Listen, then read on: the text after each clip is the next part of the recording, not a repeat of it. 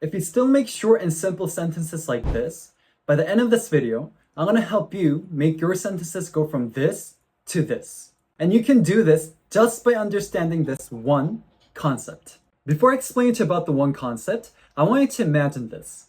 If your Korean sentences turned into drawings, do you think it would look like this? Simple and quite empty? Or do you think it would look like this?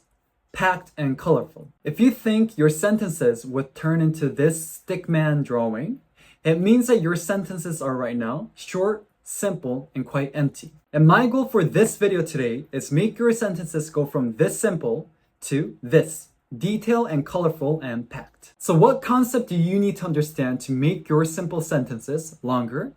You need to understand particles. Remember, particles are words that are attached to nouns and pronouns, and its function is to tell us what each word's role is within a sentence. So now let me show you how particles could expand your sentences with this example sentence. I ate a meal. 저는 밥을 먹었어요. And if we change this Korean sentence into a drawing, it'll look like this. Quite simple and empty. But you and I are going to be changing this drawing into this. How?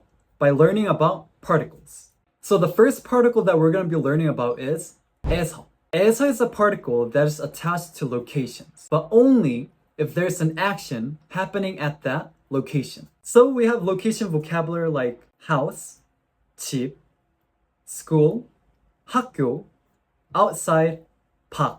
So if I want to say I slept at home in Korean, it would be 집에서 잤어요. If I want to say I studied at school, it would be 학교에서 공부했어요.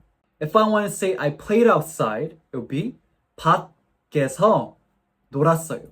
The important part is that we added 에서 to the location where there is action happening.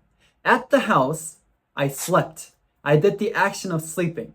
At school, I did the action of studying. And at outside, I did the action of playing. That's why we added 에서 to the location where an action is happening. Thinking about the 에서 particle, let's go back to our original sentence. Right now, it's I ate a meal. But what if I want to change it into I ate a meal at the restaurant?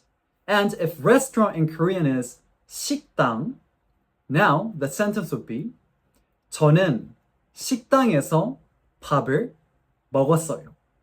We added 에서 to the location of 식당 or restaurant. Why? Because we're doing the action of eating. So now, if we change our new sentence into a drawing, it would look like this. Better, right? We have colors now. But I think we could do better. And this is where I'm going to introduce you to our next particle. Our next particle is 에. And 에 is a particle that's attached to specific time periods. So we have time periods like 3 o'clock, 3시, May, 5월, the 4th, 4일. And now, if I want to say at 3 o'clock, it would be 3시에. In May would be 5월에. On the 4th, it would be 4월에. We added to specific time periods. Let's go back to our sentence now and let's put a time period. I want to say, I ate a meal at the restaurant at 1 o'clock. And 1 o'clock in Korean is 1시. Then the new sentence would be 저는 1시에 식당에서 밥을 먹었어요. And the new drawing will look like this. You can already know that we have much more components going on in our drawing. But you and I, we could do more. So I'm going to teach you our next particle right now. Our next particle is 하고, which means with, but with someone. And this particle is attached to different people. So for example, we have people-related vocabulary like mom, 엄마, dad, 아빠, husband, 남편. Now, if I want to say with my mom, it would be 엄마하고. With my dad would be 아빠하고. And with my husband would be 남편하고. Now let's put this particle into a sentence. Before we expand the sentence, please like, subscribe to my channel so I can help you improve in Korean. Now I want to say, I ate a meal at the restaurant at 1 o'clock with a friend, and if friend is 친구 in Korean, our new sentence would be 저는 친구하고 1시에 식당에서 밥을 먹었어요. Now let's take a look at this final sentence into a drawing. It's very packed, colorful, with a lot of components. Let's actually compare it with our first drawing. There's so much difference, right? And this is what particles do to the sentences. They make it packed and more detailed. So now that you get the concept, let's practice more. We have the sentence, I studied Korean. 저는 한국어를 공부했어요. And as a drawing, it looked like this. Simple and plain. So let's add more color and components by adding particles. I want to expand the sentence to I studied Korean at home. Home in Korean is 집. So our new sentence would look like 저는 집에서 한국어를 공부했어요. Remember, we need to attach the particle 에서 to the location where there's an action happening. In this case, there's an action of studying at the location of home. That's why it was 집에서. And now, if we take a look at our updated drawing, it looked like this. Now I want to say, I studied Korean at home in June. June in Korean is 6월. So the sentence would look like 저는 6월에 집에서 한국어를 공부했어요. Remember, we use the particle 에 to specific time periods.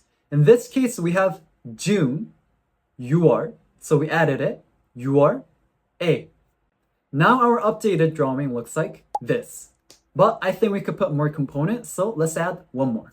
I want to make the sentence, I studied Korean at home in June with a teacher.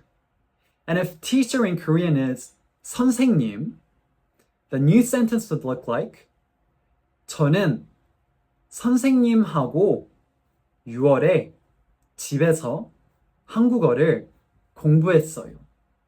Remember, 하고 means with a person. So in this case, with a teacher. That's why we said 선생님하고. And let's take a look at our final drawing. We went from this drawing to this just by adding particles. In today's video, we learned how to change our simple sentences that look like this as drawing to this, full of meaning and colorful. So how did we do it? By learning about particles. Today, we only looked at few particles, but there are so many more. So the more particles that you know, the better your Korean sentence will be. And I'm gonna upload more videos here on more particles so that you can make your sentences even better.